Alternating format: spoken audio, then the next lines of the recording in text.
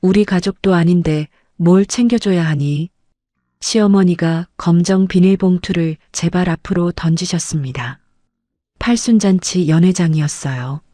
하객 62명이 보는 앞에서요. 신우이한테는 순금 반지 580만 원, 황금돼지 820만 원을 주셨어요. 저한테요? 유통기한 1년 지난 홍삼 캔디 한 봉지였습니다. 편의점 할인 스티커가 붙어 있었어요. 1,200원이라고요. 28년을 모셨습니다. 새벽 4시에 일어나서 전복죽 끓이고 기저귀 갈아드리고 병원 모시고 다녔어요. 명절마다 11시간씩 부엌에 서 있었습니다. 제가 시댁에 쓴 돈이 7억 3,440만 원이에요. 그런데 그 대가가 1,200원짜리 봉투였습니다. 그 사람들은 몰랐을 겁니다. 제가 28년 동안 영수증 한 장도 안 버렸다는 걸요. 2,847건의 증거가 있다는 걸요. 저를 노인학대범으로 몰고 인터넷에 제 얼굴 올리고 이혼 소송까지 걸었어요. 그런데 말입니다. 전부 제 손으로 되갚아줬습니다. 그럼 제 이야기를 시작해 보겠습니다. 오늘의 사연을 시작하기 전에 구독과 좋아요를 눌러주시면 감사드리겠습니다.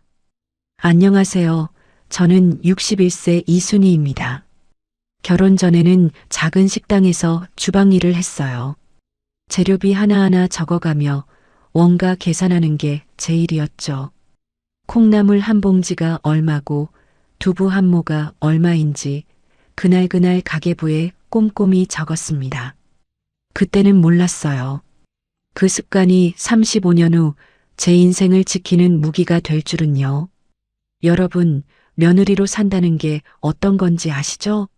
저는 28년을 시어머니 박복순 씨를 모시고 살았습니다. 시아버지 돌아가신 2003년부터요. 그 세월 동안 제가 시댁에 쓴 돈이 얼마인 줄 아세요? 7억 3,440만 원입니다.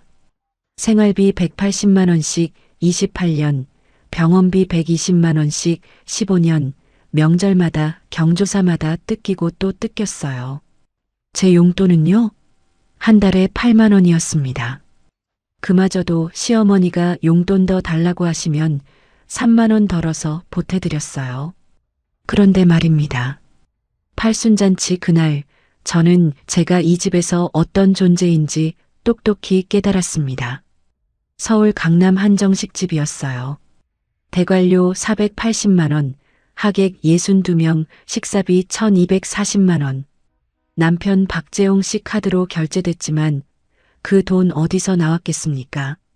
제가 관리하는 생활비 통장에서 빠져나갔죠. 신우이 박영숙 씨는 뭐라고 했는지 아세요? 박영숙 씨가 손톱을 다듬으며 말했습니다. 아이고, 옳게. 이번 어머니 잔치 말이야. 강남 그 집이 제일 낫다더라. 거기 예약 좀 잡아봐. 나는 요새 피부가 다니느라 눈코 뜰 새 없이 바쁘네. 올케가 살림꾼이니까 알아서 척척 잘할 거지. 믿어. 그 한마디에 1,720만 원이 제 어깨 위로 떨어졌습니다. 저는 아무 말도 못하고 고개만 끄덕였어요. 여러분, 제가 왜 그랬을까요? 35년을 그렇게 살아왔으니까요. 입을 열면 예민하다, 참으면 착하다 소리 듣는 게 며느리 인생이었습니다.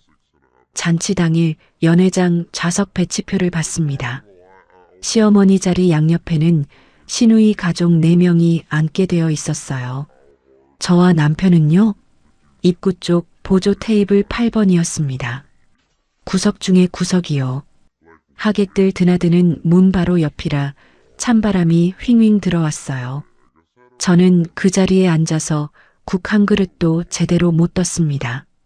빈 접시 치우랴, 하객 안내하랴 정신이 없었거든요. 축하 순서가 됐을 때였습니다. 시어머니가 마이크를 잡고 시누이를 부르셨어요. 영수가, 우리 강아지 이리 좀 와봐라. 시누이가 앞으로 나가자 시어머니가 붉은 비단 보자기를 건넸습니다. 시누이가 그걸 풀었는데 여러분, 순금 반지였어요. 580만 원짜리, 그리고 황금돼지 장식 820만 원짜리, 합치면 1,400만 원입니다. 연회장이 술렁였어요. 친척들이 어머 어머 하면서 박수를 쳤습니다. 시누이가 반지를 손가락에 끼고 이리저리 돌려보며 웃었습니다. 어머나, 엄마, 이거 진짜 순금이야? 어머머, 너무 예쁘다. 근데 이거 꽤 무겁네. 엄마, 역시 우리 엄마가 최고야. 사랑해. 시어머니가 흐뭇하게 웃으셨어요.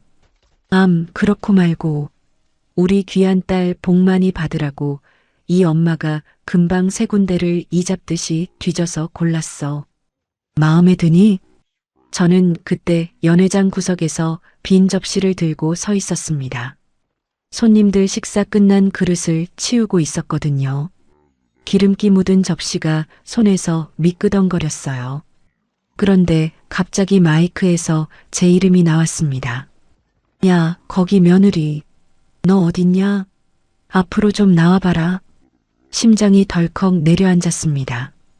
저는 앞치마를 벗으며 단상 앞으로 걸어 나갔어요. 62명의 시선이 제게 쏠렸습니다. 시어머니 손에는 검정 비닐봉투가 들려 있었어요. 시장에서 생선 담아주는 그 봉투 있잖아요. 시커멓고 얇아서 안이 비치는 그 봉투요. 시어머니가 그 봉투를 제 발 앞으로 던졌습니다. 툭 하고 바닥에 떨어지는 소리가 났어요. 연회장이 조용해졌습니다. 시어머니가 마이크에 대고 말씀하셨어요. 자, 이거 가져가라. 너는 뭐 우리 집안 핏줄도 아니고 남남인데 내가 뭘 거창하게 챙겨주겠니? 그래도 오늘 고생 좀 한 것 같길래 빈손으로 보내기 뭐해서 하나 챙겼다. 감사히 받아라. 여러분, 그 소리가 연회장 스피커를 통해 울려 퍼졌습니다. 62명 하객이 다 들었어요. 제 귀가 멍해졌습니다. 우리 가족도 아닌데라는 말이 머릿속에서 맴돌았어요. 28년을 모셨는데 가족이 아니라고요? 저는 허리를 굽혀 봉투를 집어들었습니다. 손이 부들부들 떨렸어요. 고개를 들 수가 없었습니다. 자리로 돌아오는 7초가 7시간처럼 느껴졌어요. 그 사이 아무도 말을 걸지 않았습니다. 눈을 마주치는 사람도 없었어요. 그런데 시누이가 뭘 했는지 아세요? 휴대폰을 들고 그 장면을 찍고 있었습니다. 동영상으로요. 입꼬리가 올라간 게 보였어요. 저는 자리에 앉아서 봉투를 무릎 위에 올려놨습니다. 남편 박재홍 씨는 옆에서 고개를 숙이고 핸드폰만 만지작거리고 있었어요. 한마디도 안 했습니다. 당신 왜 그래요? 한마디가 그렇게 어려웠을까요? 잔치가 끝나고 오후 6시쯤 집에 왔습니다. 현관문을 닫고 방에 들어가 봉투를 열었어요. 안에 뭐가 있었는지 아세요? 홍삼 캔디 한 봉지였습니다. 그것도 유통기한이 1년이나 지난 거요. 봉지 겉면에 편의점 할인 스티커가 붙어 있었어요. 1,200원이라고 적혀 있었습니다. 정가가 4,800원인데 할인받아 1,200원에 산 거죠. 봉지를 열어보니까 캔디 세 알이 녹아서 서로 엉겨 붙어 있었습니다. 여러분, 제 마음이 어땠겠습니까? 시누이한테는 순금 반지 580만 원, 황금돼지 820만 원, 저한테는 유통기한 지난 홍삼 캔디 1,200원, 4,833배 차이입니다. 제가 계산해 봤어요. 28년 세월이 1,200원이었습니다. 저는 침대에 앉아서 봉투를 무릎에 올려놓고 계산기를 두드렸습니다. 결혼 초기 7년은 시어머니가 시아버지랑 따로 사셨어요. 시아버지 돌아가신 2003년부터 우리 집으로 모셨죠. 그때부터 계산했습니다. 생활비 180만 원 곱하기 12개월 곱하기 28년 6억 480만 원. 병원비 120만 원 곱하기 12개월 곱하기 15년 2억 1,600만 원. 시어머니 당뇨 진단받은 2010년부터 약값이 들었거든요. 명절 경조사비 연 800만 원 곱하기 28년 2억 2,400만 원. 가전교체, 난방비 같은 잡비 6,960만 원. 총합 7억 3,440만 원. 저는 계산기 화면을 사진으로 찍었습니다. 그리고 휴대폰에 폴더를 하나 만들었어요. 기록이라고 이름 붙였습니다. 그게 시작이었어요. 그날 밤 출가한 딸 수진이한테 카톡을 보냈습니다. 오늘 할머니 잔치 잘 끝났어라고만 썼어요. 수진이가 답장을 보내왔습니다. 엄마, 진짜 고생 많았어. 우리 애가 갑자기 열이 펄펄 나서 못 가서 너무 미안해. 할머니가 엄마한테 수고했다고 용돈이라도 좀 주셨어? 34살 딸아이는 육아하느라 정신이 없었습니다. 그 애한테까지 걱정 끼치고 싶지 않았습니다. 남편은 거실 소파에서 TV를 보고 있었어요. 저는 방문을 닫았습니다. 그리고 기록 폴더에 오늘 날짜를 적었어요. 그 옆에 이렇게 썼습니다. 검정 비닐봉투 홍삼 캔디 1,200원. 여러분, 그날 밤 저는 잠이 오지 않았습니다. 천장을 보며 생각했어요. 28년 동안 뭘 한 걸까? 새벽 4시에 일어나 전복죽 끓이고 병원 모시고 다니고 명절마다 20인분상 차리고 그게 다 뭐였을까요? 1,200원. 유통기한 지난 홍삼 캔디 3알. 그게 제 28년의 값이었습니다. 팔순잔치 다음 날이었습니다. 새벽 4시 반에 방문 두드리는 소리가 났어요. 쿵쿵쿵. 잠결에 벌떡 일어났습니다. 문을 여니까 시어머니가 복도에 서 계셨어요. 잠옷바람에 맨발이셨습니다. 순이야, 나 전복죽 먹고 싶다. 저는 눈을 비볐습니다. 시계를 보니까 4시 32분이었어요. 창밖은 아직 깜깜했습니다. 어머니, 지금요? 냉장고에 전복이 없는데요. 시어머니가 인상을 쓰셨어요. 그럼 사와. 내가 며느리야, 내가 며느리야? 저는 대답 대신 고개를 숙였습니다. 옷을 갈아입고 차키를 들었어요. 새벽 5시에 집을 나섰습니다. 노량진 수산시장까지 왕복 1시간 40분 거리였어요. 3월 초라 바람이 매서웠습니다. 핸들 잡은 손이 꽁꽁 얼었어요. 수산시장에 도착하니까 새벽 6시 반이었습니다. 전복 1kg에 42,000원을 주고 샀어요. 싱싱한 놈으로 골라달라고 했더니 아저씨가 이 시간에 오시는 분은 효녀밖에 없어요 하더라고요. 저는 웃지 못했습니다. 집에 돌아온 게 7시 10분이었어요. 바로 부엌으로 들어갔습니다. 전복 손질하고 내장 따로 빼고 참기름에 볶고 불린 쌀 넣고 40분 동안 저었습니다. 죽이 보글보글 끓을 때 간을 봤어요. 싱거우면 또 뭐라 하시니까 소금을 조금 더 넣었습니다. 오전 7시 50분 죽을 뚝배기에 담아서 시어머니 방으로 가져갔습니다. 밥상 위에 올려드리고 숟가락을 건넸어요. 시어머니가 한 숟갈 뜨셨습니다. 그리고 숟가락을 탁 내려놓으셨어요. 죽이 퍼졌잖아.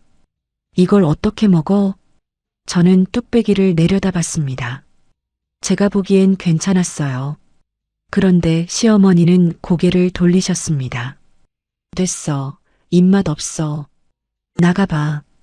새벽 4시 반에 일어나서 왕복 1시간 40분 운전하고 전복 42,000원어치 사고 40분 동안 저어서 끓인 죽이었습니다. 한 숟갈 드시고 퍼졌다는 말 한마디에 끝이었어요. 저는 뚝배기를 들고 부엌으로 돌아왔습니다. 싱크대 앞에 서서 한참을 멍하니 있었어요. 여러분, 그게 제 하루의 시작이었습니다. 그날 오전 10시쯤이었어요. 휴대폰 알림이 울렸습니다. 친척 단톡방이었어요. 47명이 있는 방인데 신우이가 뭔가를 올렸더라고요. 눌러봤더니 동영상이었습니다. 팔순잔치 때 제가 검정 비닐봉투 집어드는 장면이었어요. 신우이가 그 밑에 글을 달았습니다. 형분의 며느리 표정 보세요. 키읔키읔.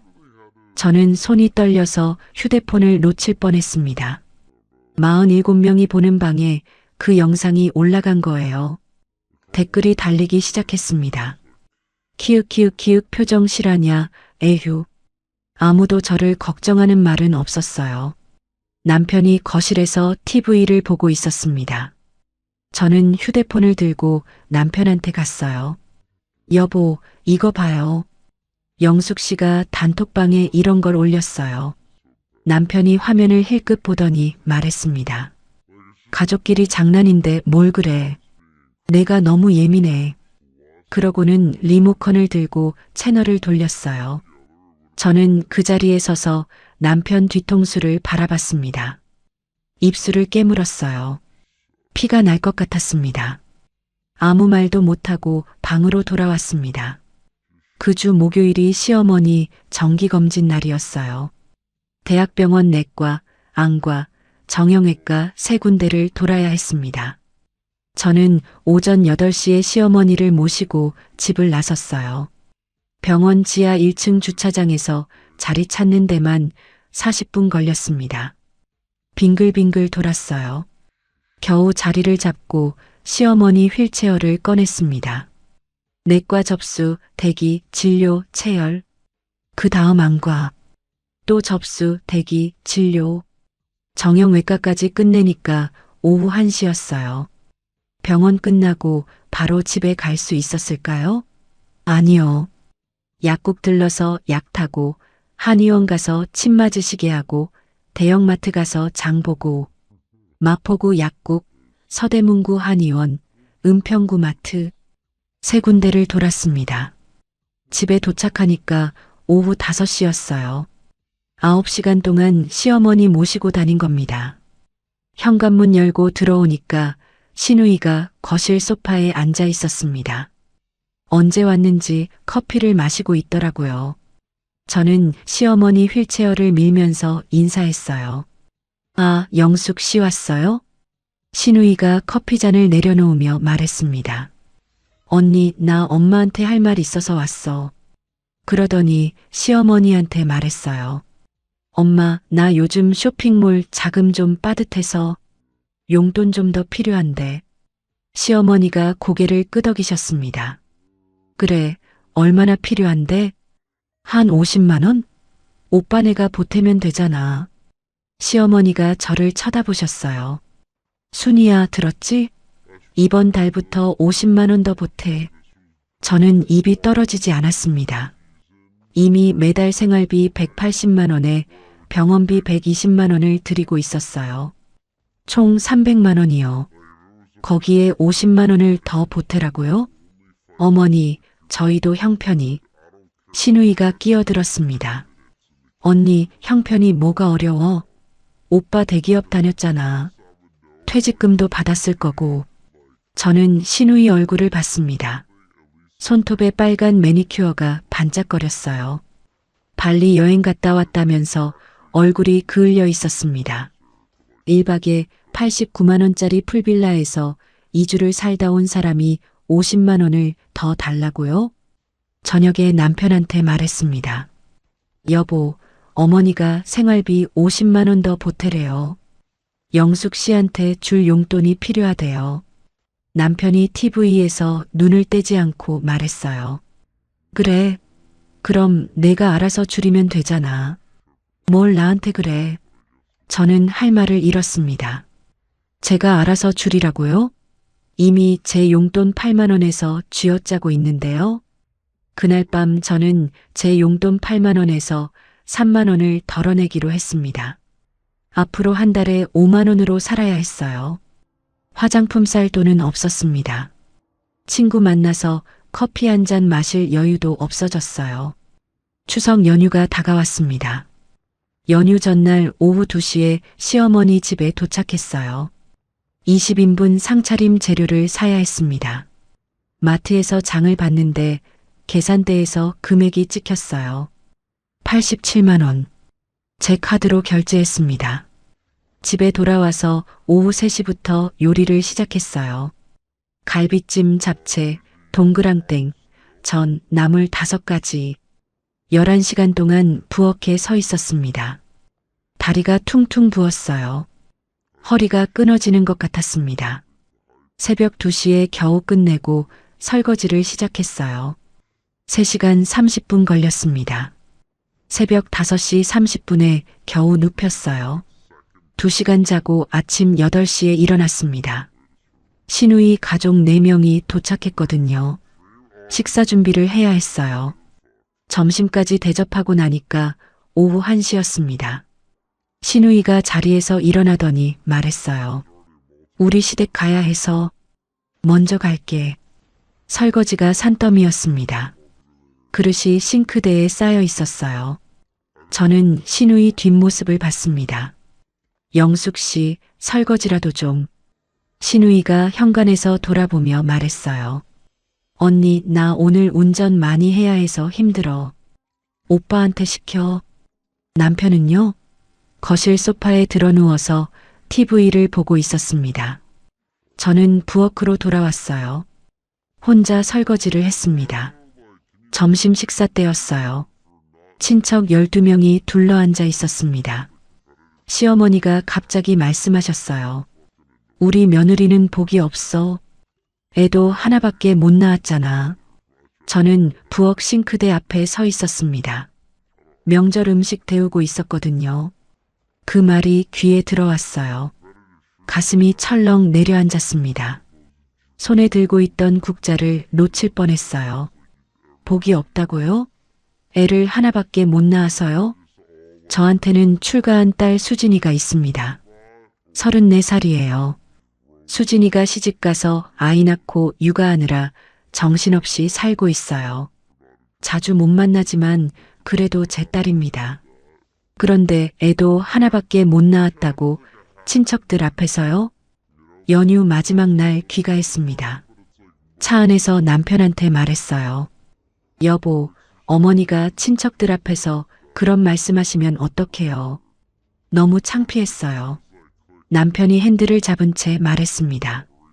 엄마가 원래 그래. 내가 너무 예민한 거야. 저는 창밖을 봤습니다. 아무 말도 하지 않았어요.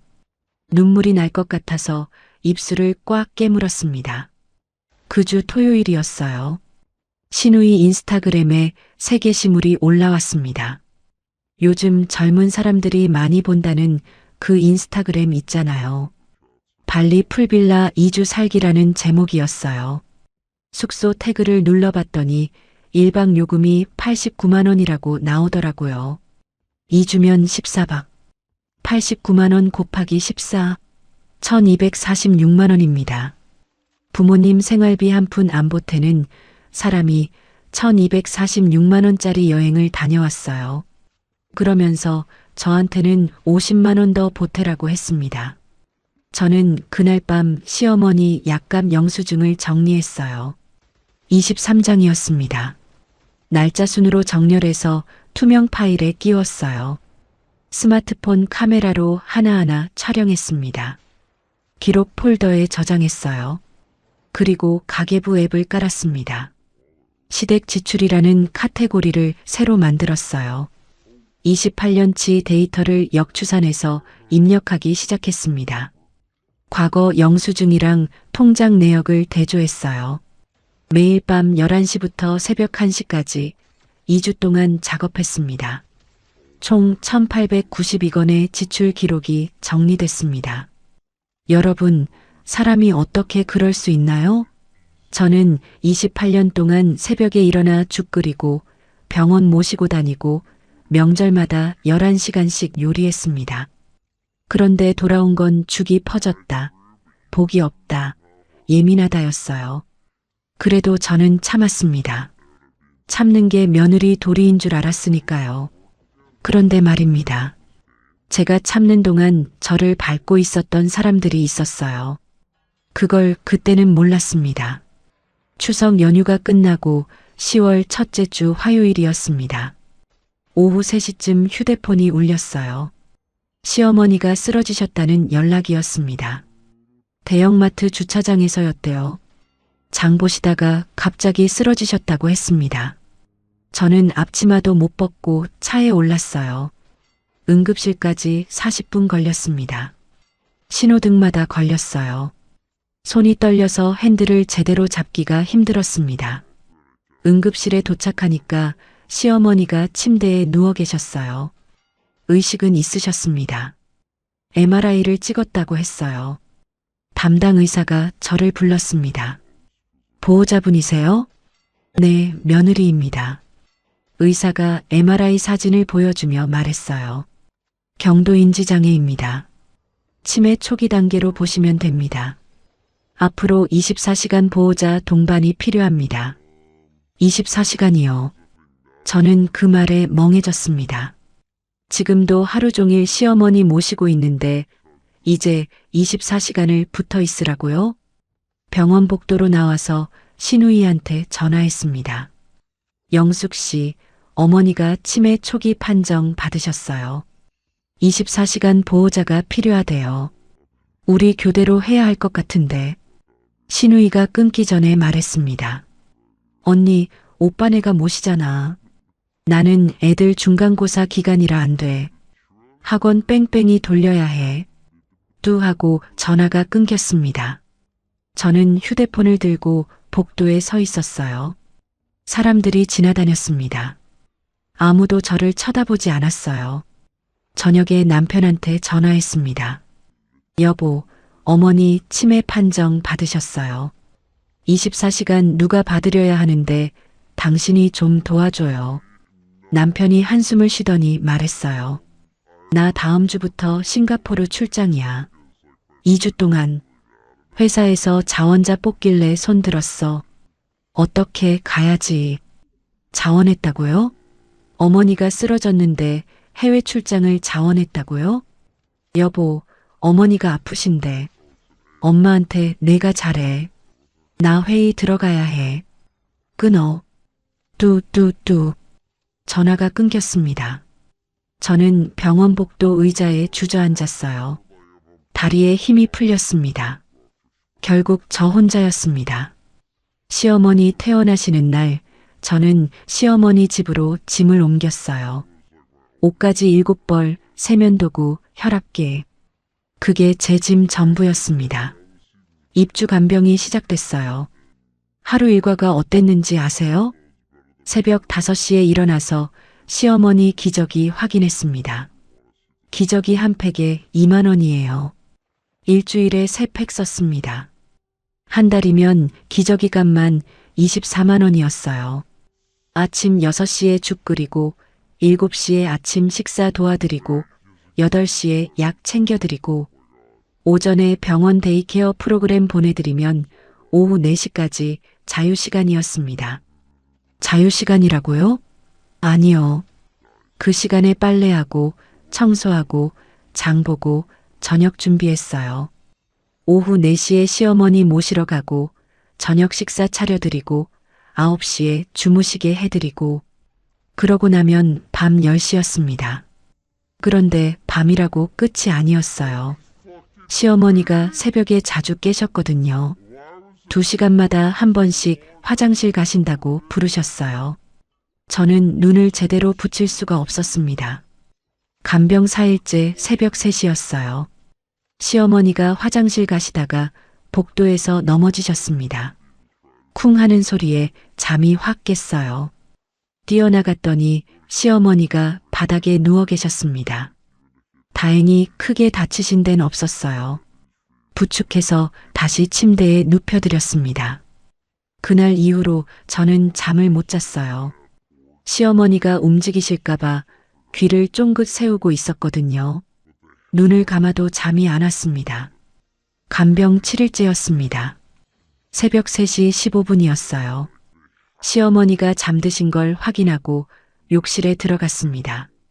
세수를 하려고 물을 틀었어요. 그런데 갑자기 눈앞이 캄캄해졌습니다. 어지러움이 확 밀려왔어요.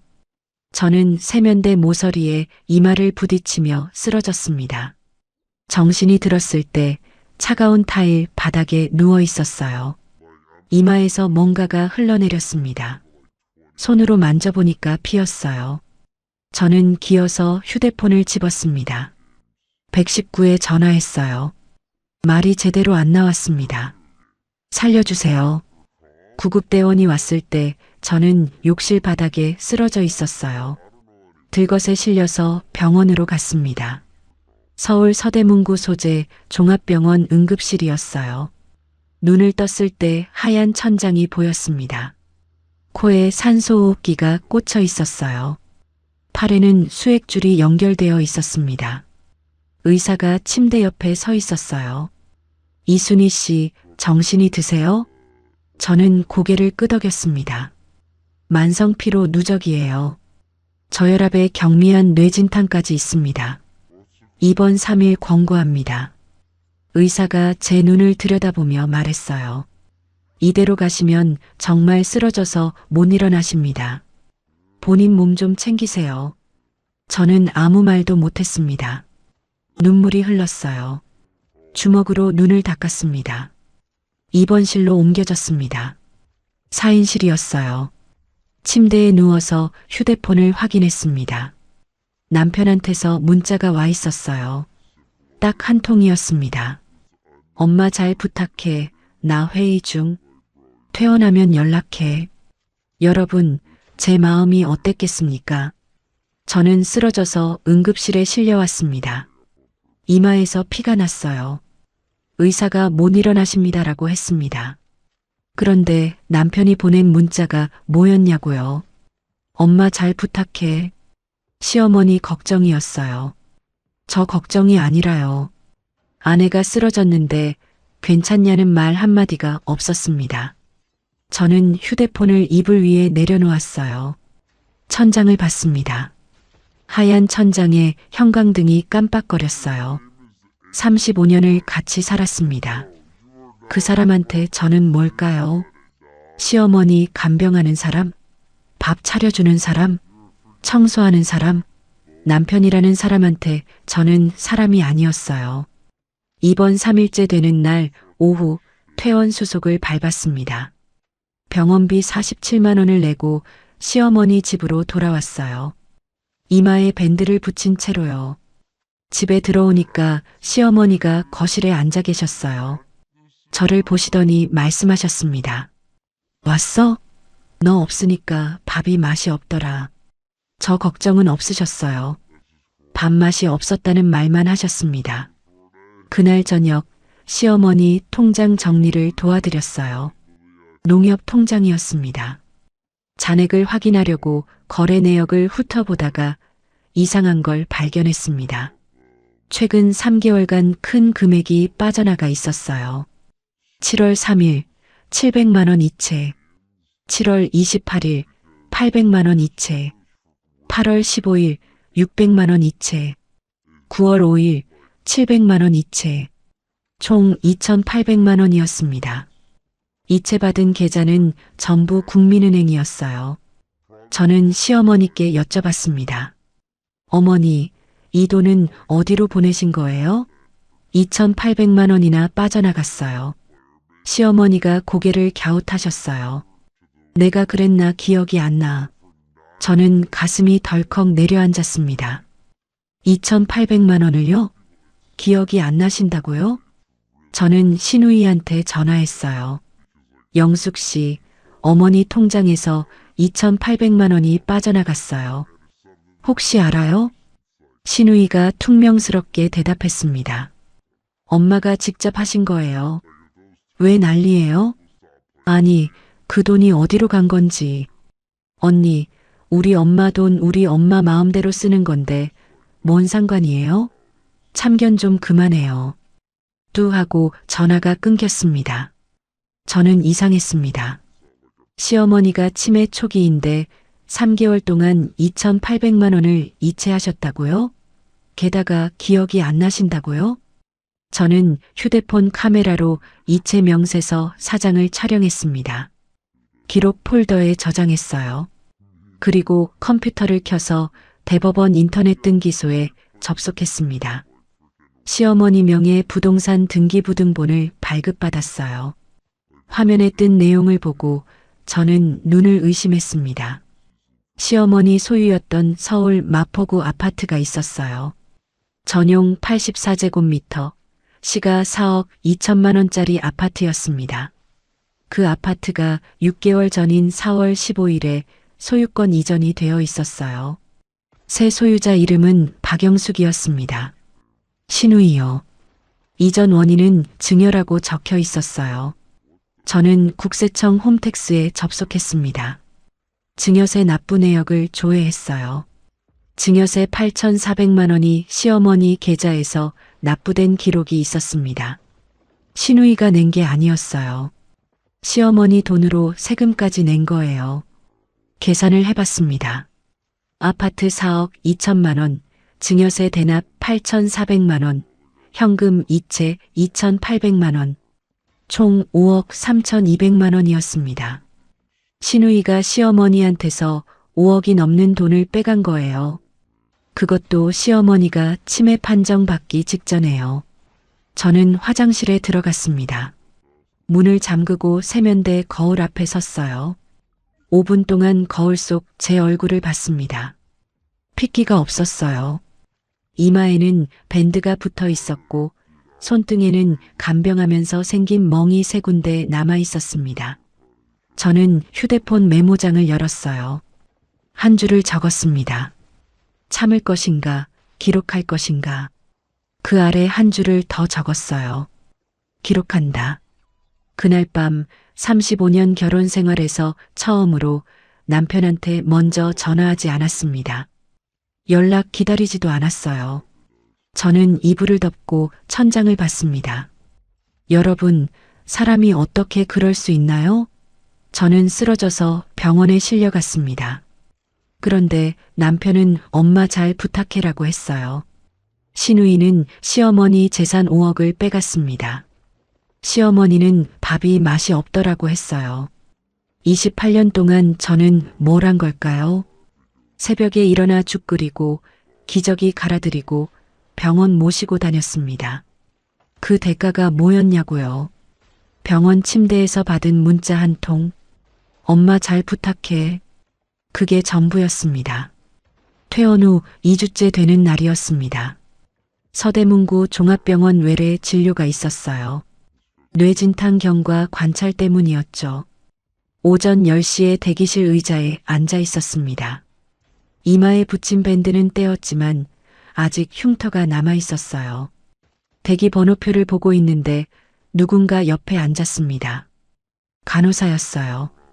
흰 가운을 입은 중년 여자분이었습니다.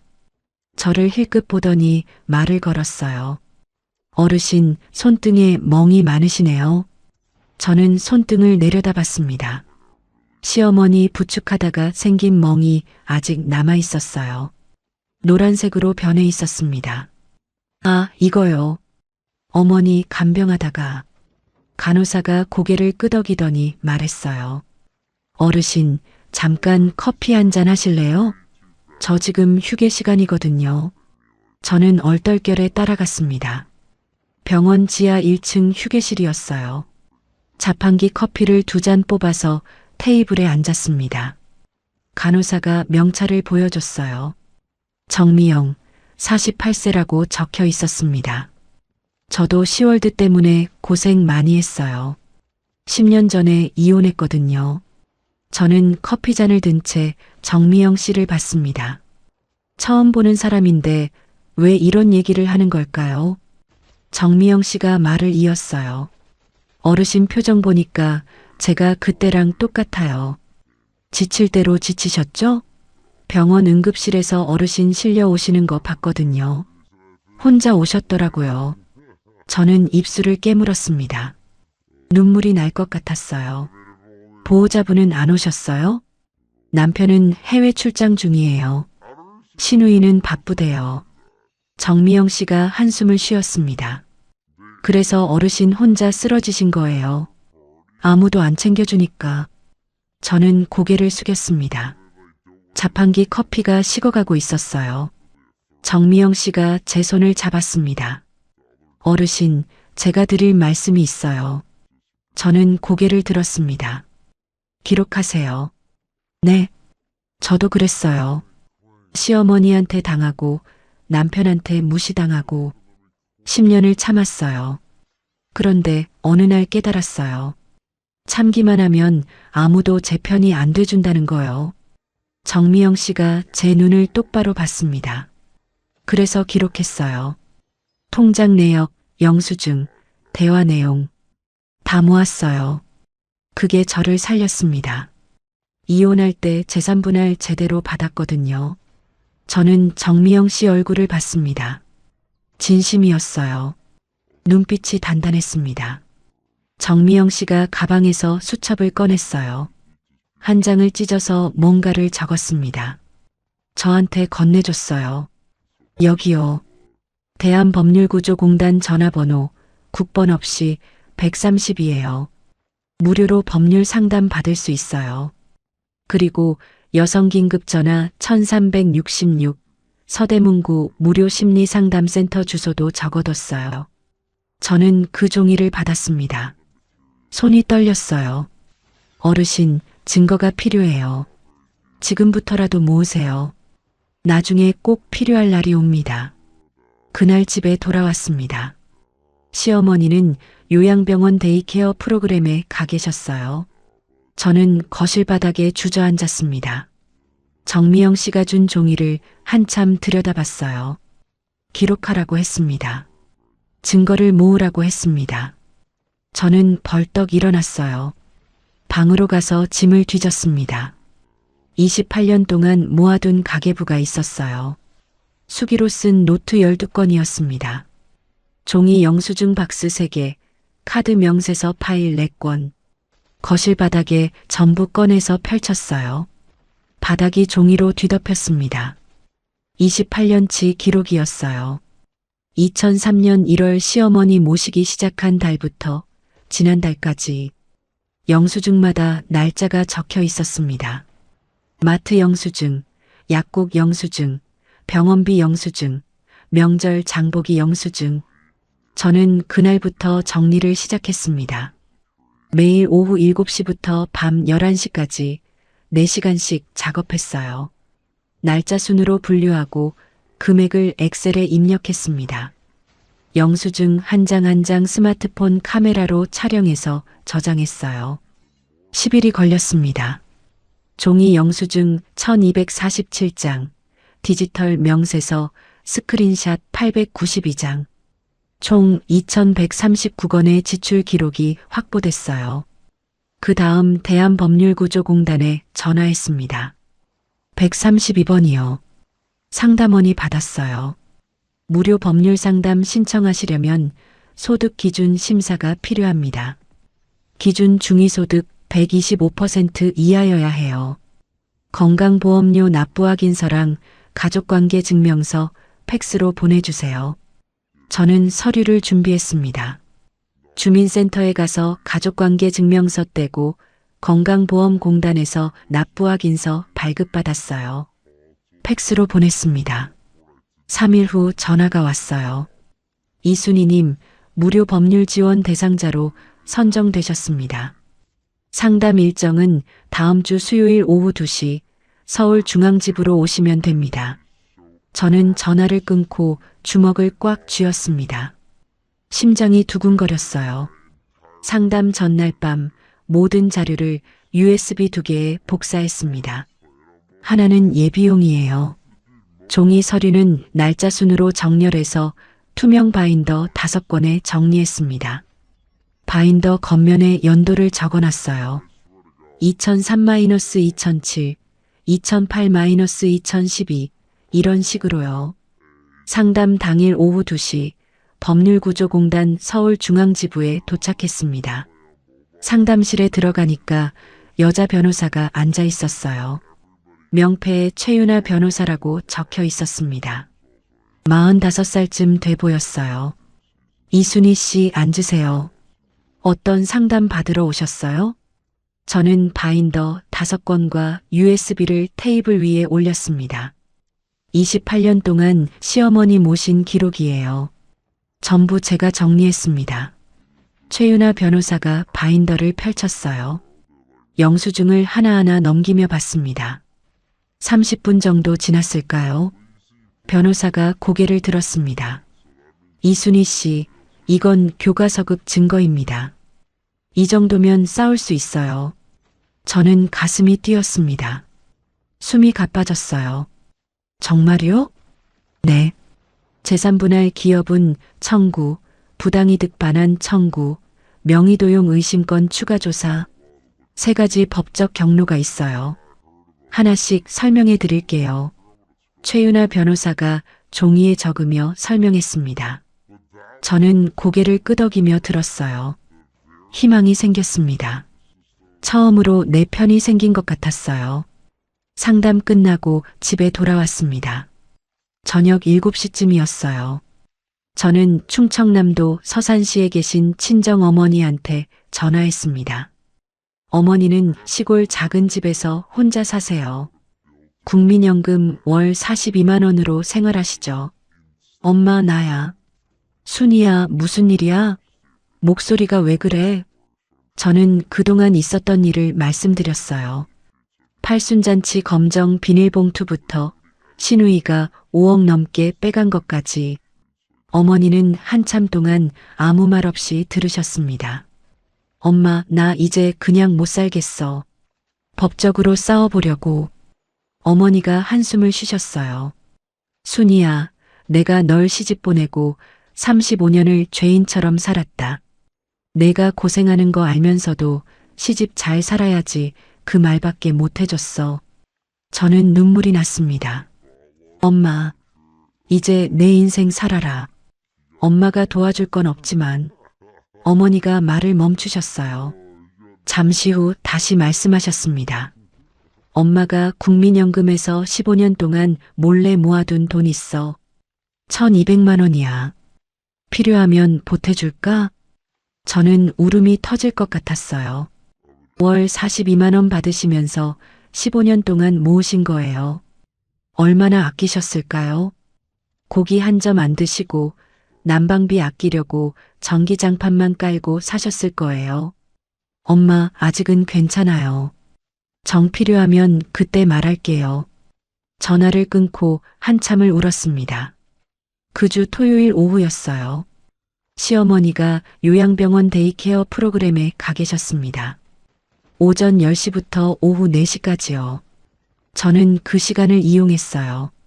인터넷으로 CCTV 설치 업체를 검색했습니다. 3곳에서 견적을 받았어요.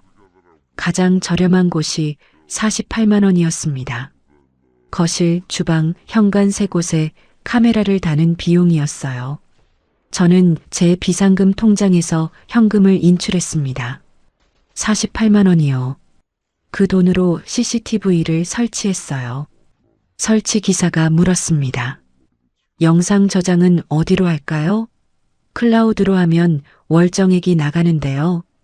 제 휴대폰에 자동으로 저장되게 해주세요. 기사가 앱을 설치해줬어요.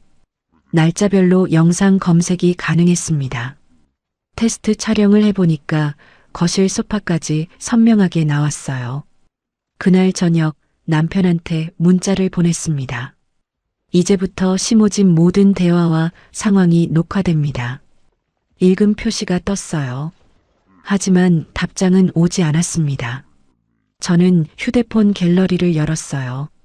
기록 폴더 이름을 증거로 바꿨습니다.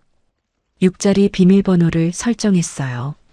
제 생년월일이 아닌 아무도 모르는 숫자로요. 여러분, 저는 그때 깨달았습니다.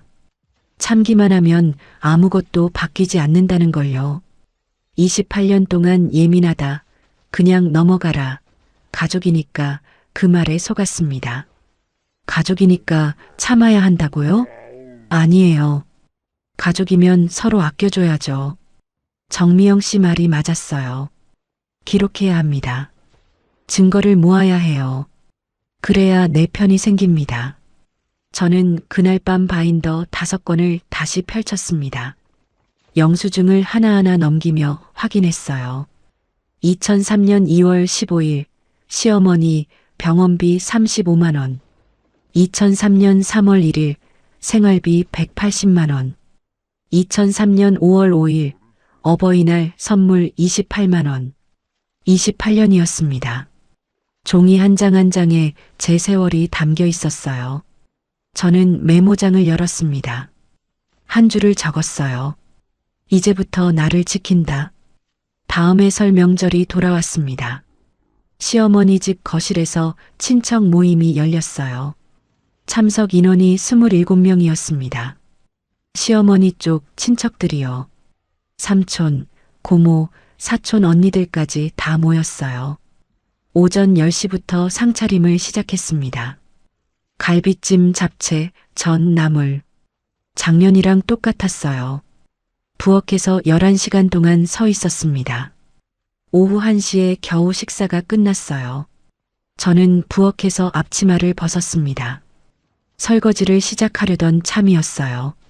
그런데 오늘은 달랐습니다. 저는 싱크대 앞에 서서 숨을 깊이 들이쉬었어요. 심장이 쿵쾅거렸습니다. 거실로 나갔습니다. 27명이 둘러앉아 있었어요. 시어머니가 상석에 앉아 계셨고 시누이가 그 옆에 있었습니다. 남편은 구석 자리에서 휴대폰을 만지작거리고 있었어요. 저는 입을 열었습니다. 잠시 보여드릴 게 있습니다. 거실이 조용해졌어요. 27개의 시선이 저한테 쏠렸습니다. 저는 미리 가져온 노트북을 꺼냈어요. 거실 대형 TV에 HDMI 케이블로 연결했습니다. 55인치 화면에 불이 들어왔어요. 시누이가 눈을 치켜떴습니다. 언니, 갑자기 뭐 하는 거예요? 저는 대답하지 않았어요. 노트북 자판을 눌렀습니다. 첫 번째 화면이 떴어요. 28년치 시댁 지출 내역 요약표. 생활비 6억 480만 원. 병원비 2억 1,600만 원. 명절 경조사비 2억 2,400만 원. 기타 잡비 6,960만 원. 총 합계 7억 3,440만 원. 거실이 술렁였습니다. 친척들이 웅성거리기 시작했어요. 뭐야, 저게 다 뭐야? 7억이 넘는다고? 저는 두 번째 화면을 띄웠습니다. 15명의 마포구 아파트 등기부등본. 증여일자 4월 15일, 수증자 박영숙. 그 옆에 증여세 8,400만 원 납부 내역이 나왔어요. 납부자는 시어머니 계좌였습니다. 세 번째 화면이 떴습니다. 시모 계좌, 시누이 계좌 이체 내역. 7월 3일 700만 원, 7월 28일 800만 원, 8월 15일 600만 원, 9월 5일 700만 원, 총 2,800만 원. 거실이 완전히 조용해졌습니다. 숨소리만 들렸어요. 시누이 얼굴이 창백하게 변했습니다. 입술이 파르르 떨리고 있었어요. 시어머니가 자리에서 벌떡 일어나셨습니다. 다 거짓말이야. 전현이 조작한 거야. 시어머니가 소리를 지르다가 비틀거리셨어요. 옆에 있던 시누이가 부축했습니다. 저는 담담하게 말했어요. 국세청과 금융감독원에서 확인 가능합니다. 필요하시면 조회 방법 알려드릴게요. 시누이가 남편한테 달려갔습니다. 오빠, 저 여자 좀 어떻게 해? 가족 앞에서 이게 뭐 하는 짓이야? 저는 남편을 봤습니다. 남편이 뭐라고 할까요? 당신 왜 그래 할까요? 엄마한테 사과해야 할까요? 남편은 아무 말도 하지 않았습니다. 고개를 숙인 채 바닥만 봤어요. 35년을 같이 산 남편이었습니다. 그 사람은 제 편이 아니었어요. 시어머니 편도 아니었어요. 그냥 아무 편도 아니었습니다. 저는 노트북을 닫았습니다. 보여드릴 건 여기까지입니다. 모임이 어색하게 끝났어요. 친척들이 하나둘 자리를 떴습니다. 현관에서 인사하는 소리가 들렸어요. 그런데 시어머니 쪽 사촌 언니 세 분이 저한테 다가왔습니다. 순이야, 우리가 몰랐다. 내가 그렇게 고생한 줄. 28년 동안 혼자 다 감당한 거야? 힘들었겠다. 영숙이가 그렇게 돈을 빼갔는지 우리도 처음 알았어. 저는 고개를 숙였습니다. 눈물이 날 것 같았지만 참았어요. 울면 안 됐습니다. 아직 끝난 게 아니니까요. 저녁 7시에 집으로 돌아왔습니다. 현관문을 닫자마자 남편이 말했어요. 내가 왜 그랬어? 가족 망신이잖아. 저는 남편 얼굴을 똑바로 봤습니다. 35년 동안 왜 한 번도 안 물었어요? 뭘? 내가 얼마나 힘든지, 내가 얼마나 참고 있는지, 왜 한 번도 안 물었냐고요. 남편이 입을 다물었습니다. 대답이 없었어요. 저는 방으로 들어가서 문을 닫았습니다. 그날 밤 10시였어요. 휴대폰 알림이 울렸습니다. 친척 단톡방이었어요. 신우이가 글을 올렸습니다. 저 여자 완전 미쳤음. 가족 명예훼손으로 고소할 거임. 저는 스크린샷을 찍었습니다. 증거 폴더에 저장했어요. 날짜랑 시간이 찍힌 캡처였습니다. 다음 날 오전 9시 시어머니한테서 전화가 왔어요. 받았더니 시어머니 목소리가 들렸습니다. 너 고소할 거야. 각오해. 저는 통화 버튼 누르기 전에 녹음 버튼을 먼저 눌렀어요. 시어머니 말씀이 전부 녹음되고 있었습니다. 네, 알겠습니다. 저는 그렇게만 대답하고 전화를 끊었어요. 녹음 파일을 증거 폴더에 저장했습니다. 오전 10시 최윤아 변호사한테 전화했어요. 변호사님, 예상대로 역공이 시작됐습니다. 시어머니가 고소한다고 하세요. 최윤아 변호사가 침착하게 대답했습니다. 예상 범위입니다. 증거 파일 전부 보내주세요. 이메일 주소 알려드릴게요. 저는 증거 폴더 안에 있는 파일을 정리했습니다. 영수증 사진, 통장 내역 캡처, 등기부등본, 녹음 파일, 단톡방 스크린샷. 총 2847건이었어요. 파일을 하나로 묶었습니다. 비밀번호를 설정하고 최윤아 변호사 이메일로 보냈어요. 용량이 커서 10분 넘게 걸렸습니다. 전송 완료 알림이 떴어요. 저는 휴대폰 캘린더를 열었습니다. 내일 날짜에 최윤아 변호사 대면 미팅 오후 3시라고 입력했어요. 여러분, 제 마음이 어땠겠습니까? 28년 동안 모은 영수증이었어요. 새벽 4시에 일어나서 전복죽 끓인 날, 명절에 11시간 동안 부엌에 서 있던 날, 기저귀값 24만 원 내던 날, 그 모든 날들이 종이 한 장 한 장에 담겨 있었습니다. 7억 3,440만 원. 제 28년의 값이었어요. 시어머니는 저한테 검정 비닐봉투를 던지셨습니다. 1,200원짜리 홍삼 캔디가 든 봉투를요. 그게 제 값이라고 생각하셨던 거예요.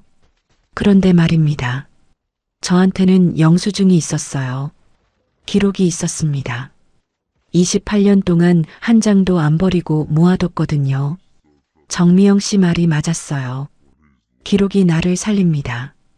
저는 그날 밤 침대에 누워서 천장을 봤습니다. 싸움은 이제부터였어요. 시어머니가 고소한다고 했습니다. 신우이도 가만히 있지 않을 거예요. 남편은 어느 편에 설지 모르겠습니다.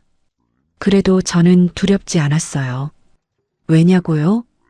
2847건의 증거가 있으니까요. 설 연휴가 끝나고 다음 주 월요일이었습니다. 오전 10시쯤 현관 초인종이 울렸어요. 누군가 싶어서 문을 열었더니 낯선 사람 2명이 서 있었습니다. 양복을 입은 중년 남자와 여자였어요. 이순희 씨 맞으시죠? 노인보호전문기관 서울서부지부에서 나왔습니다. 노인학대 신고 접수건으로 조사 나왔습니다.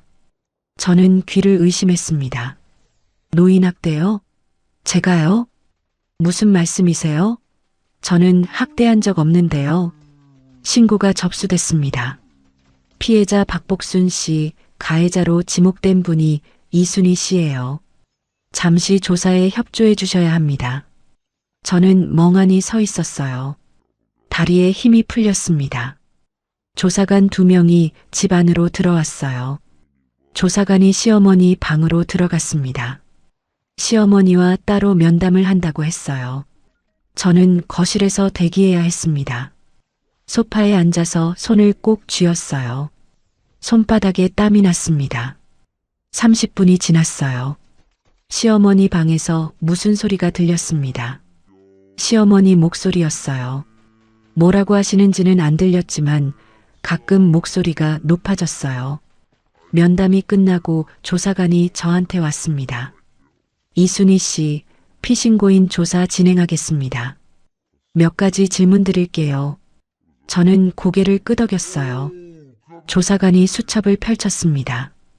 신고 내용에 따르면 이순희 씨가 시어머니 식사를 거르게 하고 욕설을 했다고 합니다. 사실인가요? 저는 고개를 저었습니다. 아니요.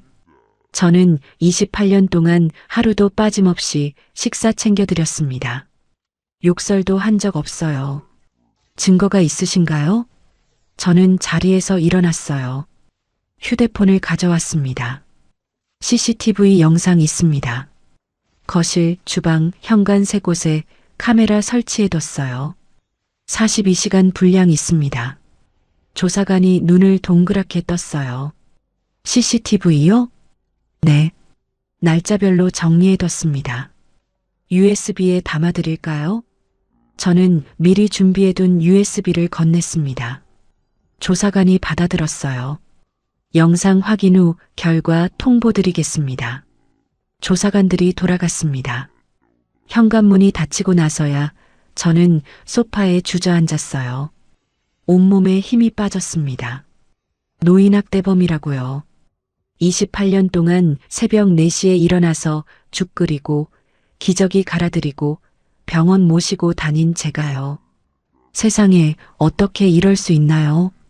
3일 후 노인보호전문기관에서 전화가 왔어요. 이순희 씨 조사 결과 알려드립니다.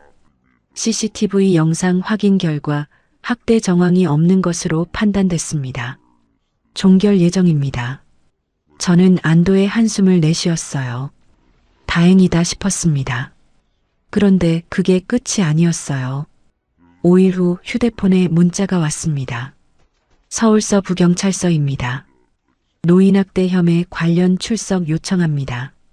다음 주 수요일 오전 10시 시어머니와 시누이가 경찰에 추가 고소장을 제출한 거예요. 노인보호전문기관에서 종결됐는데 경찰에 또 신고한 겁니다. 출석 당일 오전 10시 서울서 부경찰서 형사과에 도착했어요. 조사실에 들어가니까 조사관이 서류를 펼쳤습니다. 이순희 씨, 피고소인 진술 받겠습니다. 고소인 박복순 씨와 박영숙 씨가 제출한 진술서입니다. 한번 보시겠어요? 저는 진술서를 받아들었어요. 손이 떨렸습니다. 내용을 읽었습니다. 며느리 이순희가 2024년 10월부터 2025년 1월까지 식사를 거르게 하고 죽어버려라는 욕설을 수차례 했다. 저는 눈을 의심했어요. 죽어버려라요? 제가 그런 말을 했다고요? 이 내용 사실인가요? 아닙니다. 전혀 사실이 아닙니다.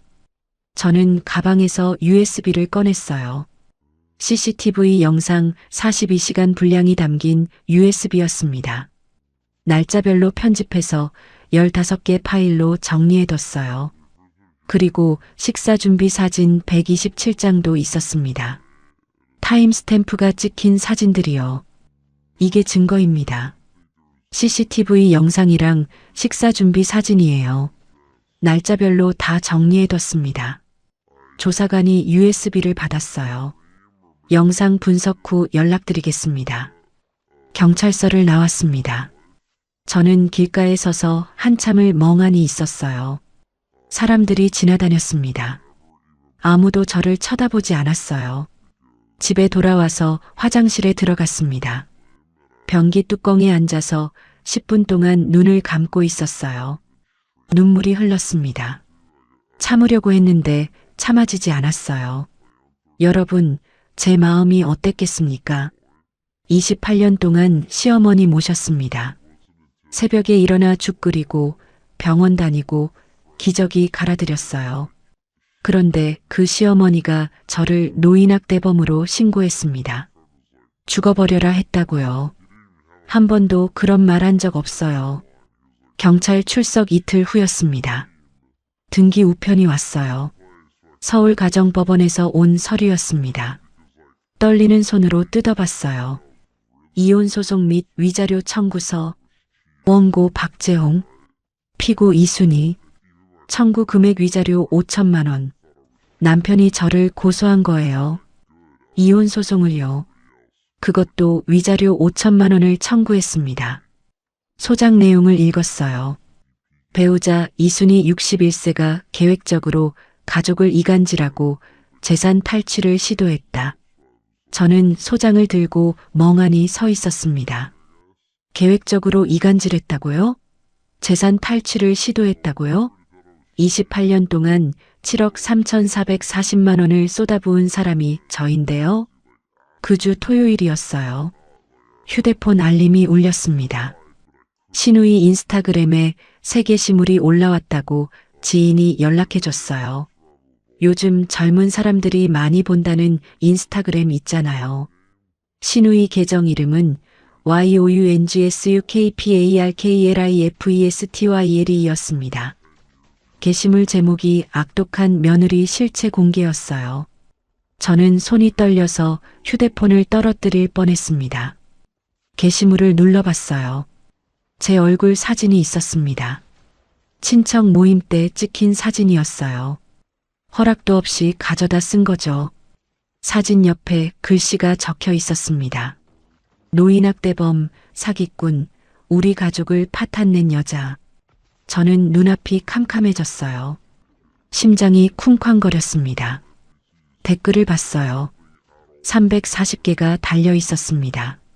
신고 가능한가요? 경찰에 알려야 하는 거 아님? 저런 사람이 아직도 활보하고 다닌다고? 게시물 업로드 24시간 만에 조회수가 1만 2천을 넘었어요. 모르는 사람들이 저를 욕하고 있었습니다. 제 얼굴을 보면서요. 월요일 오전이었습니다. 직장에서 전화가 왔어요. 저는 서대문구 초등학교 급식실에서 시간제 조리원으로 일하고 있었거든요. 월급 98만 원짜리 일이었습니다. 관리자가 전화를 받았어요. 이순희 씨, 인터넷에 이상한 글이 돌던데요. 학교로 민원 전화가 몇 통 왔어요. 저는 가슴이 철렁 내려앉았습니다. 당분간 출근 보류하세요. 상황 정리되면 연락드릴게요. 전화가 끊겼어요. 저는 휴대폰을 들고 멍하니 앉아 있었습니다. 98만 원이었어요. 한 달에 98만 원. 그 돈으로 제 용돈 내고 친정 어머니 약값 보태드렸는데 그 일자리마저 잃게 생긴 거예요. 저는 친정 어머니한테 전화했습니다. 충청남도 서산시 시골 작은 집에 혼자 계신 어머니요. 엄마 나야. 순이야 무슨 일이야? 목소리가 왜 그래? 저는 울음을 참으며 말했어요. 엄마 조금만 더 버텨주세요. 어머니가 한숨을 쉬셨습니다. 순이야 내가 무너지면 나도 못 산다. 버텨야 해. 전화를 끊고 한참을 울었습니다. 최윤아 변호사한테 연락했어요. 변호사님, 신우이가 인터넷에 제 사진이랑 이름 올렸어요. 노인학대범이라고요. 직장에서도 출근 보류하래요. 최윤아 변호사가 침착하게 말했습니다. 명예훼손입니다. 민사소송 가능해요. 그리고 무고죄 역고소도 준비합시다. 증거자료 다 갖고 계시죠? 네, 다 있어요. 좋습니다. 두 가지 동시에 진행합시다. 저는 신우이 인스타그램 게시물을 스크린샷 찍었습니다. 타임스탬프가 보이게요. 친척 단톡방 대화 캡처도 했어요. 경찰 출석 통지 문자도 저장했습니다. 전부 증거 폴더에 넣었어요. 그 주말 친정 어머니한테서 입금 알림이 왔습니다. 농협 계좌로 1,200만 원이 들어왔어요. 어머니가 15년 동안 모으신 비상금이었습니다. 월 42만 원 연금에서 아끼고 아껴서 모은 돈이요. 저는 어머니한테 문자를 보냈어요. 엄마, 반드시 갚을게요. 어머니한테서 답장이 왔습니다. 갚지 마. 내 돈이야. 저는 휴대폰을 들고 한참을 울었습니다. 86세 어머니가 연금 42만 원 받으시면서 15년 동안 모은 돈이에요. 고기 한 점 안 드시고 난방비 아끼려고 겨울에도 전기장판만 깔고 사셨을 거예요. 그 돈을 저한테 보내신 거예요. 저는 가계부 앱을 열었습니다. 소송 비용이라는 항목을 새로 만들었어요. 첫 번째 지출을 입력했습니다. 변호사 착수금 300만 원 3월 15일 지급 예정. 여러분, 사람이 어떻게 그럴 수 있나요? 저는 28년 동안 시어머니 모셨어요. 새벽에 일어나 죽 끓이고 병원 다니고 기저귀 갈아드렸습니다. 그런데 그 시어머니가 저를 노인학대범으로 신고했어요. 신우이는 인터넷에 제 얼굴을 올리고 사기꾼이라고 했습니다. 남편은 이혼 소송을 걸었어요. 가족이라고 불렀던 사람들이었습니다. 35년을 같이 살았어요. 그 사람들이 저를 범죄자로 만들려고 했습니다. 그래도 저는 무너지지 않을 겁니다. 왜냐고요? 2847건의 증거가 있으니까요. 그리고 저를 믿어주는 사람이 있으니까요. 친정어머니, 최윤아 변호사, 정미영 간호사, 진짜 제 편인 사람들이요. 저는 그날 밤 메모장을 열었습니다. 한 줄을 적었어요. 무너지지 않는다. 경찰 조사가 끝나고 3주가 지났습니다. 어느 날 오후에 등기 우편이 왔어요. 서울서부경찰서에서 보낸 서류였습니다. 떨리는 손으로 뜯어봤어요. 노인학대 혐의 무혐의 처분 통보서. 저는 그 종이를 들고 한참을 서 있었습니다. 무혐의요. 제가 학대한 적 없다는 게 증명된 거예요. CCTV 영상 42시간이 저를 살렸습니다. 그날 오후 최윤아 변호사 사무실로 갔어요. 무혐의 통보서를 들고요. 변호사님, 무혐의 나왔어요. 최윤아 변호사가 고개를 끄덕였습니다. 예상대로입니다. 이제 역공 갈 차례예요. 고소장 준비해뒀습니다. 여기 서명하세요. 테이블 위에 서류 2장이 놓여 있었어요. 첫 번째 서류는 무고죄 형사 고소장이었습니다. 피고소인은 박복순, 박영숙, 시어머니와 신우이요. 두 번째 서류는 명예훼손 민사소송장이었어요. 피고 박영숙, 청구 금액 5천만 원. 저는 펜을 들었습니다. 손이 떨렸어요. 28년을 모셨던 시어머니를 고소하는 거였습니다. 35년 동안 가족이라고 불렀던 사람들을요. 그런데 말입니다. 그 사람들이 먼저 저를 범죄자로 만들려고 했어요. 노인학대범이라고요. 인터넷에 제 얼굴을 올리고 사기꾼이라고 했습니다. 제 직장까지 빼앗으려고 했어요. 저는 서명했습니다. 박복순, 박영숙. 두 사람 이름 옆에 제 도장을 찍었어요. 이혼소송 1차 변론기일이 잡혔습니다. 서울가정법원이었어요. 오후 2시에 법정에 들어갔습니다. 남편 박재홍 씨가 반대편 자리에 앉아 있었어요. 35년을 같이 산 사람이었습니다. 눈도 마주치지 않더라고요. 판사가 말했습니다. 원고 측 변호인 주장하세요. 남편 측 변호사가 일어났어요. 원고 박재홍 씨는 35년간 가정을 위해 성실히 일했습니다. 그러나 피고 이순희 씨는 가족 갈등을 조장하고 재산 탈취를 시도했습니다. 위자료 5천만 원을 청구합니다. 저는 입술을 깨물었어요. 가족 갈등을 조장했다고요? 재산 탈취를 시도했다고요? 최윤아 변호사가 일어났습니다. 재판장님, 증거자료 제출하겠습니다. 변호사가 바인더 5건과 USB를 제출했어요.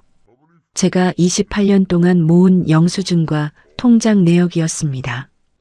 피고 이순희 씨는 28년간 시어머니를 부양하며 총 7억 3,440만 원을 지출했습니다. 반면 원고 박재홍 씨는 퇴직금 1억 8천만 원 중 1억 원을 여동생 박영숙 씨에게 송금했습니다. 차용증은 없습니다. 판사가 서류를 넘기며 봤어요. 눈썹이 올라갔습니다. 차용증 없이 1억 원을요? 남편 측 변호사가 당황한 표정을 지었어요. 남편이 고개를 숙였습니다. 자료 정리가 체계적이군요. 판사가 말했습니다. 저는 가슴이 뛰었어요. 28년 동안 영수증 한 장 안 버리고 모은 보람이 있었습니다. 2차 변론 기일이 열렸어요. 시어머니 측 대리인이 나왔습니다. 시어머니가 직접 출석하지는 않았어요. 피해자 박복순 씨는 치매 환자입니다. 기억 오류로 인한 진술이었습니다. 며느리를 학대범으로 신고한 건 병으로 인한 착오였습니다. 최윤아 변호사가 서류를 들었어요. 재판장님, 박복순 씨의 병원 진료 기록입니다. 여기 보시면 경증 인지장애, 일상 의사소통 및 금융거래 판단 능력 유지라고 적혀 있습니다. 치매로 인한 착오가 아닙니다. 판사가 진료 기록을 확인했어요. 고개를 끄덕였습니다. 신우이 측 변호사가 일어났어요. 아파트 증여와 현금 이체는 어머니의 자발적 의사에 따른 것입니다. 강요한 적 없습니다. 최윤아 변호사가 휴대폰을 꺼냈어요. 재판장님, 녹음 파일 제출하겠습니다. 피고소인 박복순 씨와의 통화 내용입니다. 법정에 스피커가 연결됐어요. 녹음 파일이 재생됐습니다. 시어머니 목소리가 들렸어요. 영숙이가 사인하라고 해서 했어. 뭔지도 잘 모르고. 법정이 조용해졌습니다. 신우이 얼굴이 창백하게 변했어요. 입술이 파르르 떨리고 있었습니다. 저는 그 모습을 봤어요. 28년 동안 저한테 언니가 알아서 하지 했던 사람이었습니다. 팔순잔치 때 검정 비닐봉투 던지는 장면을 동영상으로 찍었던 사람이요. 친척 단톡방에 형분의 며느리 표정 보세요. 키읔키읔 올렸던 사람이요. 이제 그 사람이 법정에서 떨고 있었습니다. 3차 변론 기일 후 판사가 조정을 권유했어요. 양측이 합의하면 소송을 빨리 끝낼 수 있다고요. 하지만 합의는 불발됐습니다. 신우이 측에서 거부했거든요. 판결 선고 기일이 2개월 후로 잡혔어요. 저는 그 2개월을 기다렸습니다. 매일 밤 증거 폴더를 열어봤어요. 2847건의 파일이 거기 있었습니다. 제 28년이 거기 담겨 있었어요. 판결 선고일이 왔습니다. 서울가정법원 제5호 법정이었어요. 오후 2시에 판사가 입장했습니다. 이혼소송 판결을 선고합니다. 저는 숨을 멈췄어요. 심장이 쿵쿵거렸습니다. 재산분할 비율은 64로 결정합니다.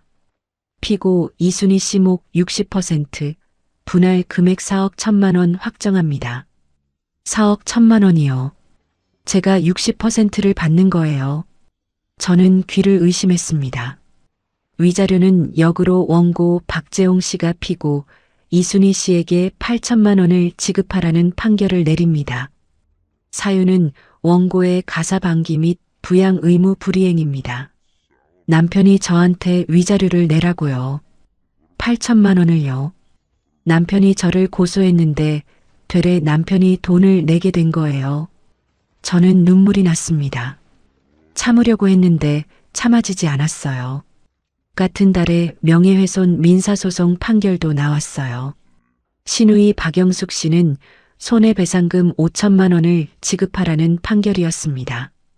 인터넷에 제 얼굴 올리고 노인학대범, 사기꾼이라고 한 대가였어요. 무고죄 형사 고소건도 결론이 났습니다. 시어머니 박복순 씨는 치매로 인한 책임 무능력 상태라서 공소권 없음 처분을 받았어요. 하지만 신우이 박영숙 씨는 달랐습니다.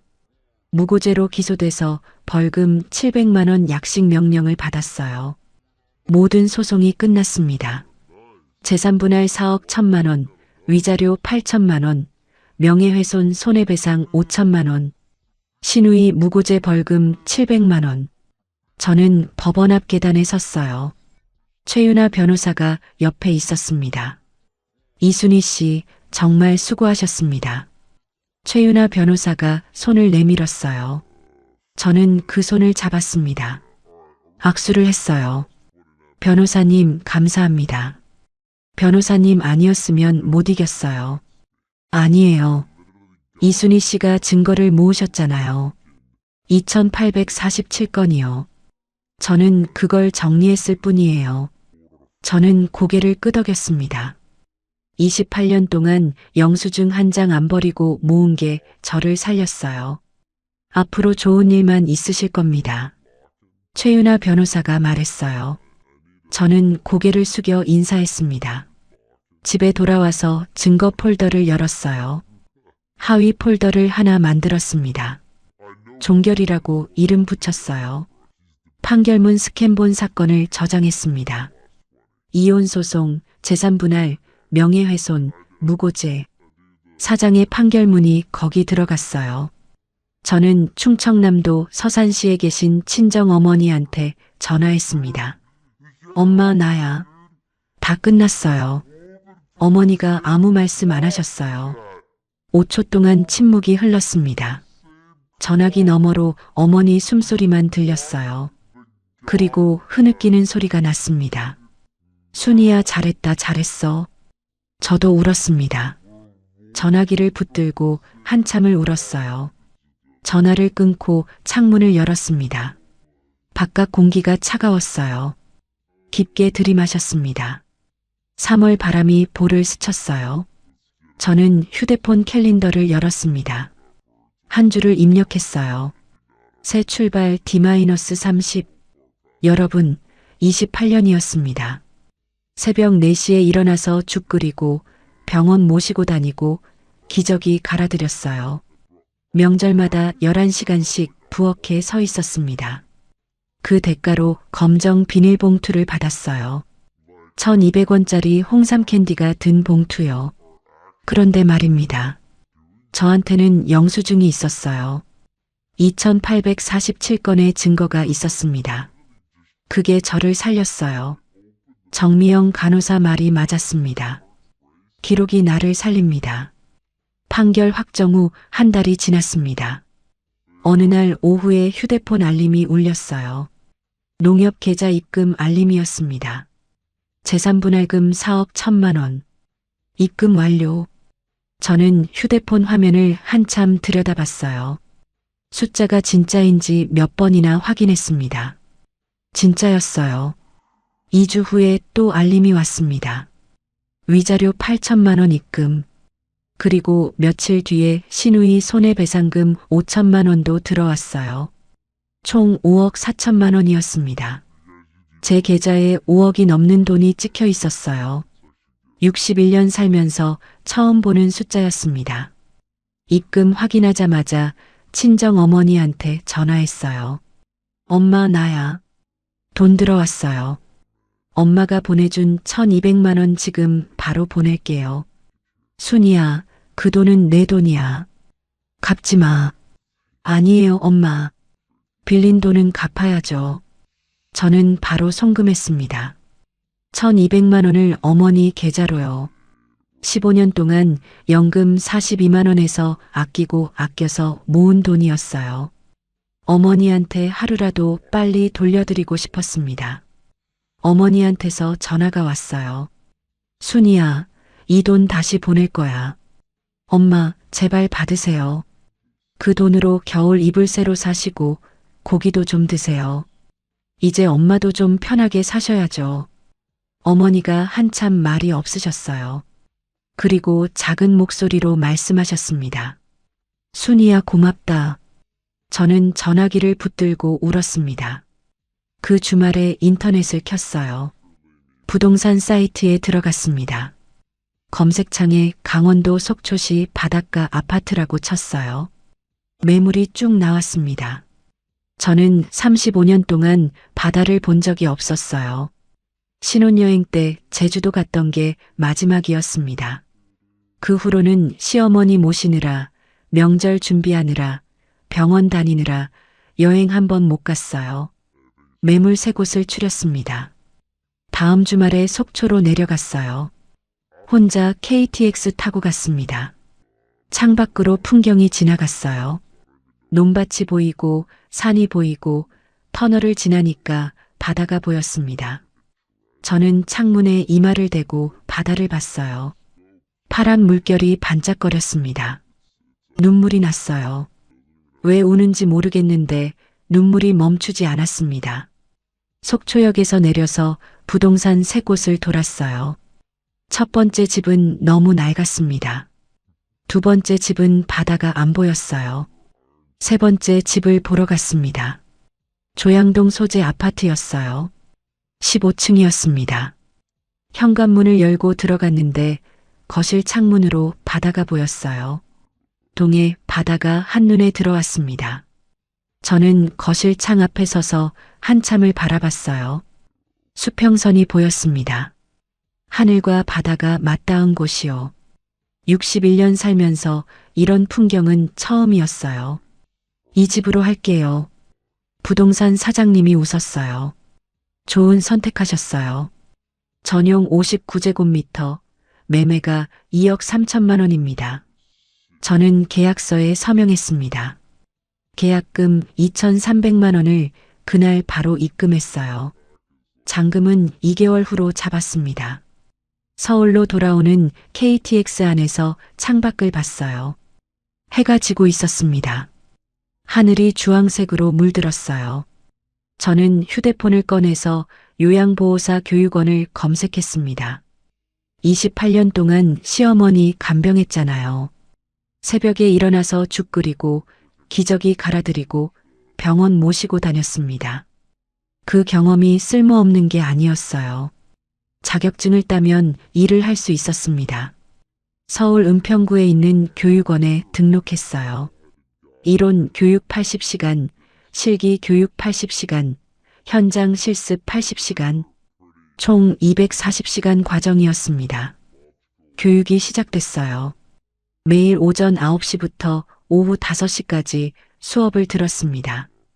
어르신 돌보는 법, 응급상황 대처법, 치매 환자 케어법. 28년 동안 해온 일이었지만 체계적으로 배우니까 달랐어요. 교육 끝나고 저녁에는 이사 준비를 했습니다. 짐을 정리했어요. 버릴 건 버리고 가져갈 건 박스에 쌌습니다. 35년 동안 살던 집이었어요. 추억이 있는 물건도 있었지만 대부분은 필요 없는 것들이었습니다. 교육 3개월이 끝나고 필기 시험을 봤어요. 100점 만점에 92점이 나왔습니다. 합격이었어요. 합격증을 받은 날 사진을 찍었습니다. 친정 어머니한테 카톡으로 보냈어요. 엄마, 나 합격했어요. 어머니한테서 답장이 왔습니다. 우리 딸 대단하다. 자랑스럽다. 저는 휴대폰을 들고 웃었어요. 61살에 자격증 땄습니다. 새로운 시작이었어요. 이사 2주 전에 충청남도 서산시로 내려갔습니다. 친정어머니 집이요. 시골 작은 집이었어요. 마당에 감나무가 있었습니다. 어릴 때 그 나무에서 감 따먹던 기억이 났어요. 어머니 방에 들어갔습니다. 짐을 정리해야 했거든요. 옷가지, 이불, 사진 앨범, 제사용품, 택배 박스 12개에 쌌어요. 어머니가 방문 앞에 서 계셨습니다. 순이야, 이 집 떠나기 싫은데. 엄마, 바다 보이는 집이에요. 매일 아침 바다 보면서 일어나시면 얼마나 좋아요. 어머니가 고개를 끄덕이셨어요. 눈가가 젖어 있었습니다. 이사 당일이었어요. 오전 7시에 용달 트럭 한 대가 왔습니다. 제 짐박스 18개, 어머니 짐박스 12개, 총 30개 박스를 트럭에 실었어요. 서울을 출발해서 오후 1시에 속초 아파트에 도착했습니다. 15층 현관문 앞에 섰어요. 저는 어머니 손을 잡았습니다. 엄마, 들어가요. 현관문을 열었어요. 신발을 벗고 거실로 걸어 들어갔습니다. 거실 창문이 보였어요. 그 너머로 동해 바다가 펼쳐져 있었습니다. 저와 어머니는 창 앞에 나란히 섰어요. 5분 동안 아무 말 없이 바다를 바라봤습니다. 파도가 출렁거렸어요. 갈매기가 날았습니다. 수평선이 끝없이 이어졌어요. 어머니가 말씀하셨어요. 내가 86년 살면서 바다 보이는 집은 처음이다. 저는 어머니를 봤어요. 저도요, 엄마. 이사 후 2주 뒤에 요양원 면접을 봤어요. 속초시에 있는 요양원이었습니다. 정원 80명짜리 시설이요. 원장실에 들어가서 앉았어요. 원장이 이력서를 보며 말했습니다. 경력은 없으시네요. 근데 여기 보니까 시어머니 간병 28년이라고 쓰셨는데요. 네, 28년 동안 시어머니 모셨습니다. 원장이 웃었어요. 경력은 없지만 돌봄 경험이 28년이시네요. 저는 고개를 끄덕였습니다. 네, 매일 훈련했습니다. 이제는 제대로 배워서 하고 싶습니다. 원장이 잠시 생각하더니 물었어요. 다음 주 월요일 출근 가능하세요? 저는 심장이 뛰었습니다. 네, 가능합니다. 첫 출근을 했어요. 요양보호사 유니폼을 입었습니다. 하늘색 상의에 흰색 바지였어요. 거울을 봤습니다. 61살 이순이가 거기 서 있었어요. 새 출발이었습니다. 한 달이 지났어요. 첫 월급이 들어왔습니다. 218만 원이요. 저는 가계부 앱을 열었어요. 수입 항목에 입력했습니다. 2026년 5월 급여 218만 원. 제 손으로 번 돈이었어요. 누구한테 손 안 벌리고 눈치 안 보고 번 돈이요. 218만 원이 그렇게 클 줄 몰랐습니다. 한편 서울에서는 소식이 들려왔어요. 신우이 쇼핑몰이 폐업했다고 하더라고요. 소송 패소 후에 거래처들이 등을 돌렸대요. 매출이 급감해서 3개월 버티다가 폐업 신고를 냈다고 했습니다.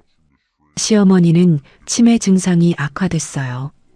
경기도 양주시에 있는 요양원에 입소하셨습니다. 비용은 시누이가 부담하게 됐어요. 남편은요? 이혼 확정 후에 연락이 끊겼습니다. 공동명의 아파트 매각 잔금 정산일에만 문자가 왔어요. 계좌 확인해라. 그게 마지막이었어요. 35년을 같이 산 사람이었는데 마지막 연락이 문자 한 줄이었습니다. 속초 생활 3개월째였어요. 저는 매일 새벽 5시에 일어났습니다. 예전에는 시어머니 죽 끓이려고 일어났어요. 지금은 달랐습니다. 거실 창가에 앉았어요. 커피를 한 잔 내렸습니다. 창밖으로 바다가 보였어요. 해가 뜨기 전이라 하늘이 보랏빛이었습니다. 수평선이 조금씩 밝아지고 있었어요. 어머니가 옆 소파에 앉으셨어요. 신문을 읽고 계셨습니다. 강원일보였어요. 순이야. 네, 엄마. 이제 됐다. 저는 어머니를 봤어요. 어머니가 웃고 계셨습니다. 주름진 얼굴에 미소가 번져 있었어요. 네, 엄마. 이제 됐어요. 요양원 출근 후에 담당 어르신을 만났어요. 87세 치매 환자분이셨습니다. 휠체어에 앉아 계셨어요. 제가 다가가서 손을 잡았습니다. 어르신이 제 손을 꼭 잡으셨어요. 그리고 말씀하셨습니다. 고맙다. 저는 허리를 숙여 인사했어요. 별 말씀을요. 그 한마디가 가슴에 와닿았습니다. 28년 동안 시어머니 모시면서 한 번도 못 들은 말이었거든요. 퇴근 후 저녁 6시였어요. 속초 해변 산책로를 걸었습니다. 혼자였어요. 바닷바람이 불었습니다. 머리카락이 날렸어요. 파도 소리가 들렸습니다. 저는 휴대폰을 꺼냈어요. 메모장을 열었습니다. 한 줄을 적었어요.